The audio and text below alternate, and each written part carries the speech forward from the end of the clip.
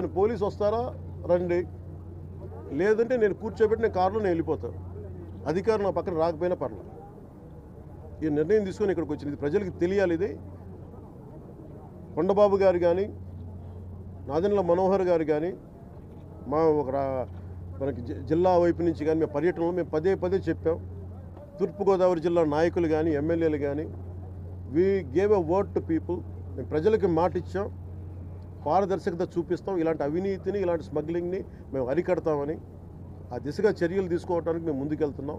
అందుకని మీ దృష్టికి తీసుకొచ్చి దీంట్లో మీరు మిగతా ఇన్ఫర్మేషన్ మీకు ఇస్తాం.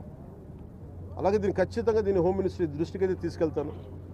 Andhra is major hub for ganja and మీకు డ్రగ్స్ అయిపోయింది. ఇక్కడి నుంచి ఎంత డ్రగ్స్ వెళ్ళిపోయినా కూడా మనకు తెలియదు. ఈ రోజున కళ్ళ ముందు ముత్తుకుంటున్నాయి. అదే అడిగాను అందాక మన సెక్యూరిటీ అధికారిని, నీ కళ్ళ ముందు మీకు ఇది కనిపిస్తూ ఉంది, tomorrow it could be weapons also కదా. దాన్ని మీరేం చర్యలు తీసుకున్నారు బీయింగ్ ప్రైవేట్ పోర్ట్ అంటే?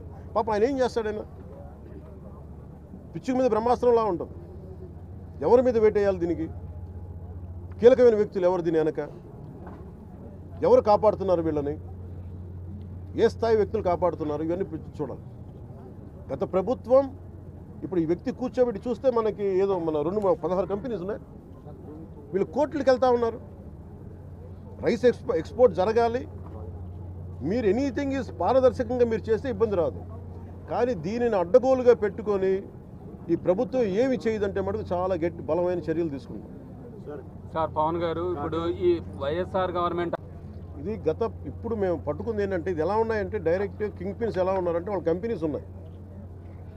వీళ్ళు ఎలా అంటే ఇది ఒక కార్టెల్. ఇది ఇట్స్ నాట్ ఒక సింగిల్గా మెయింటైన్ చేస్తున్నారేమో కానీ ఇట్స్ అ కార్టెల్. దాదాపు మేము చూస్తుంటేనే 16 దాకా 16 కంపెనీస్. దాంట్లో మీరు చెప్పిన వ్యక్తి కంపెనీ కూడా ఉందని చెప్తా ఉన్నారు.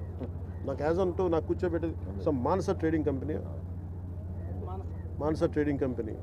అది వాళ్ళ బ్రదర్ది అని చెప్తా ఉన్నా. నాకు తెలియదు. ఇది నా ఉద్దేశం ఏంటంటే ఇది ఒక వ్యక్తికి సంబంధించింది కాదు, ఒక వ్యక్తిని టార్గెట్ చేస్తుంది కాదు. ఇది ఎంటైర్ ఈ నెట్వర్కింగ్ని బ్రేక్ డౌన్ చేయాలి దీన్ని.